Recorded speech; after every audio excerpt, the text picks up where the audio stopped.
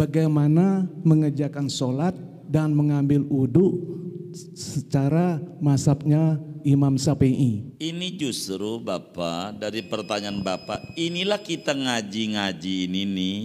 Kalau ditanya bagaimana mengerjakan sholat madhab Syafi'i yang diajarkan Nabi, ini kita lagi bedahin terus ini. Terus saja ini. Ini kita bedahin. Wudhu udah kelewat. Begitu. Kalau mau diulang lagi, kita harus ngaji dari awal lagi, dari 5 tahun lagi. Apa mau dimundurin lagi ini? Karena udah memasuki sholat ini, kajian kita ini. Maka apa yang diterangkan fardu wudhu ada 6. Begitu, 6 saja fardu wudhu, 6 saja. Begitu, itulah yang kemudian dijelaskan di dalam setiap kajian, bahwa fardu wudhu ada 6. Pertama niat, kedua membasuh wajah, ketiga membasuh tangan sampai siku, dua-duanya tuh, 2 tangan sampai siku. Kemudian 3 mengusap sebagian kepala. Begitu, kelima adalah membasuh kaki sampai mata kaki. Keenam tartib. Sebetulnya yang dikerjakan oleh Bapak itu, ya itulah madhab Syafi'i. Cuman nggak dibilangin aja, begitu. Orang Indonesia ini yang diajarin ya madhab Syafi'i. Nggak ada wudhu di luar madhab Syafi'i ini di Indonesia ini. Saya nggak temukan itu, karena yang guru-guru kita yang ngajarin ya semuanya madhab Syafi'i. Wudhunya itu, wudhunya. Semua wudhu madhab Syafi'i. Hanya yang Bapak urai itu, kemarin itu, yang dilarang itu bukan masalah wudhu. Jangan ampe dalam satu qadiyah ini mencampur adukan madhab. Itu yang dilarang, karena bapaknya waktu itu nanya madhab. Begitu, bagaimana ngambil yang enak-enak, itulah yang kita jelasin. Kita yang dilarang adalah mengambil yang enak. Kemarin dijelaskan juga bahwa contohnya jangan sampai makan di warung Padang harganya tuh begitu tuh. Yang dilarang begitu doang tuh. Dilarang. Jangan sampai wudunya yang seperti Bapak kerjakan madhab Syafi'i pas batal sama bini nggak batal. Ini yang bakal bermasalah. Begitu. Mungkin bagaimana caranya biar nggak batal. Nah, inilah kita bakal ajarkan bagaimana cara wudhu di dalam madhab Malik umpamanya yang mengatakan nggak batal, termasuk juga madhab Abu Hanifah yang mengatakan nggak batal. Hanya nanti bakal ada perbedaan antara madhab-madhab tersebut. Begitu. Ini sebetulnya kenapa terjadi perbedaan ini madhab nih begitu, barangkali itu sajalah kalau kita mau bedah. Karena kalau kita ditanya bagaimana cara sholat madhab Syafi'i, inilah ngaji-ngaji ini terus saja. Baru juga Fatihah rukun keempat belum kelar, masih banyak. Dan ini baru syarat-syarat Fatihah. Ini lagi diajarin bagaimana cara-cara sholat menurut Rasulullah dalam madhab Syafi'i. Dan inilah kajian-kajian fikih kita ini menerangkan menuju ke sana. Begitu. Sedikit, dan waktu itu kita bedah juga pada kajian bab wudu. Mungkin bisa dibuka yang punya rekaman. Nih kita bedah aja surat Al-Maidah ayat 6 ya biar mudah. Surat Al-Maidah ayat 6, Allah Subhanahu wa taala menyatakan berbicara wudu, ya ayyuhalladzina amanu idza qumtum ila sholati faghsilu wujuhakum wa aydiyakum ilal marafiqi wamsahu bi ru'usikum wa arjulakum ilal ka'bain. Ini aja saudara, coba kita perhatikan ayat Quran. Kalau ngelihat Qurannya saja tanpa kita berbicara tafsir. Begitu. Wahai orang yang beriman, bila anda berdiri mau sholat, bila anda mau sholat maka wudhu. Kalau pakai Quran, setiap kita mau sholat wudhu, walaupun belum batal. Tuh nampaknya begitu. Ini Quran nih. Kalau nggak pakai tafsir, kalau kita pakai tafsir yang kecil aja, Jalalain, nggak usah yang besar-besar. Kata Imam Suyuti, udah zara belum nih Ustaz Zar ini? Oh udah juga, alhamdulillah. Imam Suyuti dalam tafsir Jalalain, ya ayyuhalladzina amanu idza qumtum ay aradtum qiyama, apabila anda mau sholat. Di sana dijelaskan kata Imam Suyuti, wa antum muhdisuna, sementara anda tidak punya wudu. maka wudhu dulu. Maknanya kalau Anda masih punya wudhu, enggak perlu wudhu. Kalau Quran enggak ada bunyi begitu. Nah ini namanya tafsir. Maka yang praktek, fagsilu wujuhakum, basuh wajah. Ini fagsilu wujuhakum menjadi perdebatan dalam madhab. Kalau kita mau bedah, ini sebetulnya kajiannya harus tafsir ya, agar supaya kita ini. Cuman kalau kita ngomongin laut, masalahnya kobak, kita belum lulus renangnya. Kalau di laut tampaknya bur kita, begitu. Fagsilu wujuhakum. Pertama fagsilu, basuhlah. Ini perbedaan madhabnya. Kalau membasuh wajah, semua sepakat. Ulama bahwa basuh wajah wajib karena nasnya begitu. Madhab mana aja? Batas wajah dari sini kemari semuanya sepakat dalam bahasa Arab. Mana batas wajah? Panjang maupun lebar. Kemudian yang pernak-perniknya sedikit. Membasuh ini apakah fi'lul fa'il, apakah infi'al?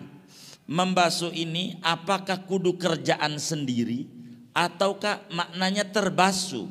Ini perbedaan madhab. Imam Malik mengata wajib membasuh dengan kerjaan sendiri. Apa kerjaan sendiri? Ibarat tangan kudu digosok-gosok. Tanpa digosok-gosok bukan membasuh. Umpama nih keran, digitu-gituin doang. Atau kolam, tangannya dimasukin tanpa digosok-gosok. Itu bukan membasuh. Ini namanya perbedaan madhab. Ini rada panjang. Kalau menuju kemari, kalau pengennya saya tidak mau mengajarkan ke sana kemari terlalu puyang. Masalahnya satu sepeda belum lulus, mau ngajarin sepeda-sepeda terlalu banyak. Jadi puyang begitu. Ini menjadi kendala. Kedua, wa aidiyakum ilal marafiq. Sepakat semua ulama, tangan sampai siku. Kalaulah Allah tidak mengatakan ilal marafiq, bakal menjadi perdebatan, Pak. Gitu, tangan ini dari sini kemari tangan, dari sini kemari tangan, dari sini kemari tangan. Tandanya waktu berbicara mencuri dalam Islam, as-sariqu was-sariqatu faqta'u aydiyahuma, segini. Apakah basuh tangan itu dalam wudu segini? Ketika Al-Quran berikan garis catatan jelas qaid jar majrur ilal marafiq, maka semua ulama madhab sepakat. Begitu. Ini berbicara tafsir. Kemudian wamsahu biruusikum, usaplah kepalamu. Nah, ini pertanyaan, ada ba nih. Ini rada repot. Ba. Wamsahu biruusikum. Kalaulah Allah Subhanahu wa taala menyatakan enggak ada ba, artinya bacaannya wamsahu ru'usakum. Insya Allah semua ulama bakal sepakat seluruh kepala kudu diusap. Seluruh kepala kudu diusap. Kalau langsung ru'usakum tanpa ada bantuan alat huruf jar ba, maka ba ini punya makna. Inilah kemudian Imam Amriti di dalam kitabnya Nadham Jurumiyah, fannahwu aula awalan an yu'lama idzil kalamu dunahu lan yufhama. Ilmu gramatikal bahasa Arab ilmu primer mendasar untuk membedah Al-Quran. Dari 14 disiplin ilmu yang harus dikuasai untuk Al-Quran, untuk melahirkan sebuah pemikiran yang benar atau hukum. Itu begitu. Maka dengan abba ini nyangkut saudara. Dan ini semuanya dibenarkan. Ini menyebabkan perbedaan pendapat itu enggak bisa dihindari. Enggak bisa dihindari. Ada ulama mengata, nah ini madzhab Malik, abba itu artinya ta'diyah. Abba di sini maknanya ba maf'ul, biar gampang, ba ta'diyah. Jadi wamsahu biruusikum maknanya wamsahu ruusakum. Ini rada puyang sebetulnya, tapi enggak apa-apa. Puyang-puyang dikit mikirin ilmu. Ganjaran gede. Wamsahu ru'usakum. Kalau karena itu dalam madzhab Malik semua kepala kudu diusap. Karena apa? Namanya bata'diyah. Nanti ada syahidnya, dalil-dalil dalam bahasa Arabnya, syair-syair Arabnya. Ini karena Quran bahasa Arab. Kedua, Abu Hanifah berkata, ba di sini ada ba ilsaq. Ilsaq tuh menempelkan. Kalau menempelkan, ilsaq bertemu gitu. Coba Anda punya telapak tangan, temukan di kepala Anda. Begitu kata Abu Hanifah. Ilsaq namanya. Padahal ilsok bakal dibedah lagi, ada ilsok hakiki, ada ilsok majazi, panjang lagi tapi nggak kesana-sana saya. Tempelin aja pala Anda, tangan Anda di pala. Kalau ditempelin, itu saudara memegang seperempat kepala. Maka dalam Abu Hanifah kudu diusap segini. Kalau nggak segini nggak sah. Begitu, kudu segini. Imam Baghawi di dalam Syarhus Sunnah pada bagian ini, sebagai di dalam At-Tahdzibnya juga, salah satu tokoh Syafi'i nyuruh seperempat kepala, dan Fathul Muin tulis kalau tidak salah di awal-awal pada bagian ini seperempat. Imam Syafi'i bilang ba di situ adalah bali tab'id, ba yang artinya sebagian. Arti sebagian itu bukan separuh, bagian mana aja. Bahasa Betawinya semetet artinya. Semetet. Tahu mengerti semetet? Gitu. Usaplah semetet kepala, bak tuh. Semetet mana aja yang penting palamu diusap. Begini jadi.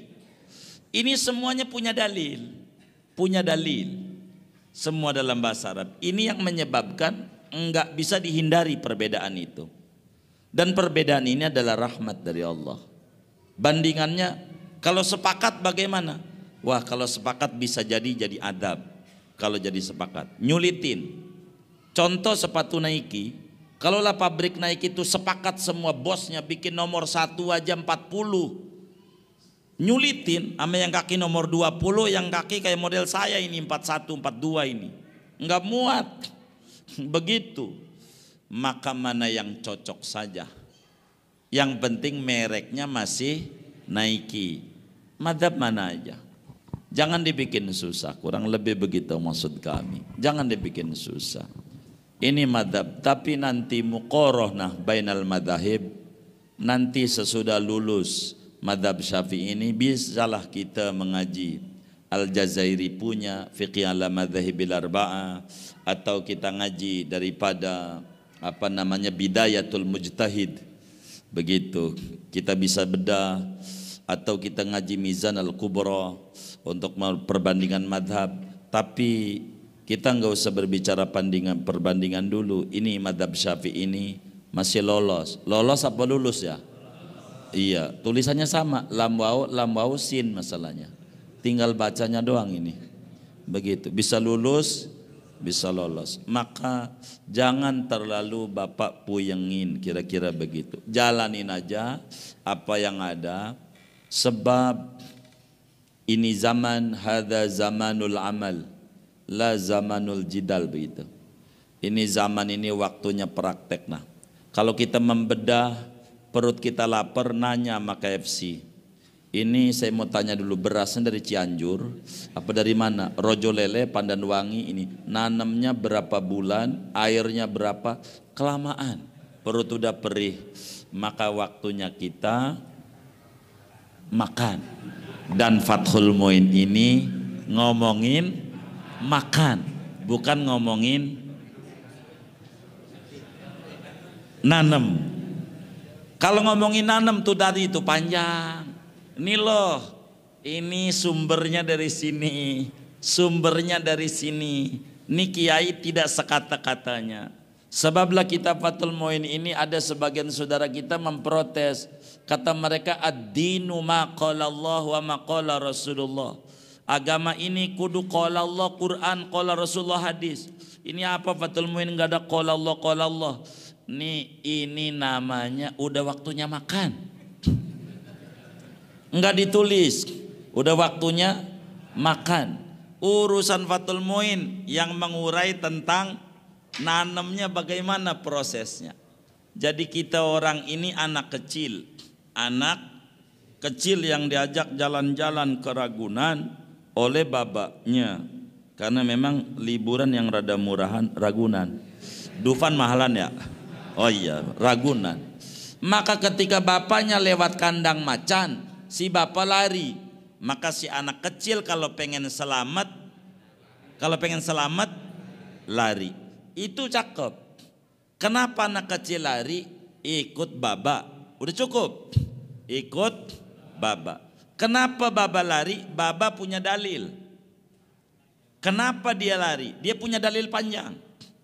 Nah, kita orang nih sebagai orang awam udah ikut Fathul Muin aja. Fathul Muin ikut Nabi, ikut Quran. Sama, kita juga ikut Nabi, ikut Quran. Udah, sama begitu. Karena kita tidak langsung ketemu Rasulullah. Kita nggak ketemu, kudu ada guru. Dan ulama ini ahli waris pada Nabi. Maka ikuti saja apa yang ulama ini ajarkan. Insya Allah ngaji Fathul Muin ini saya berupaya sekuat tenaga akan menyampaikan dalil-dalil dari mana ini ulama ini supaya kita fahami tidak sekata-katanya. Kalau ulama ngomong itu ulama punya dasar. Kira-kira seperti demikian. Ala kulli hal Bapak yang mulia, insya Allah begitu pelan-pelan kita ini lagi belajar bagaimana wudhu Syafi'i, bagaimana sholat Syafi'i. Ini baru selesai. Baru masuk apa selesai ya? Baru masuk rukun keempat dari 14 yang ditulis. Moga-moga sampai Ramadan selesai 14. Saya curiga menyengirnya ini. Begitu. Wallahu a'lam. Barangkali itu.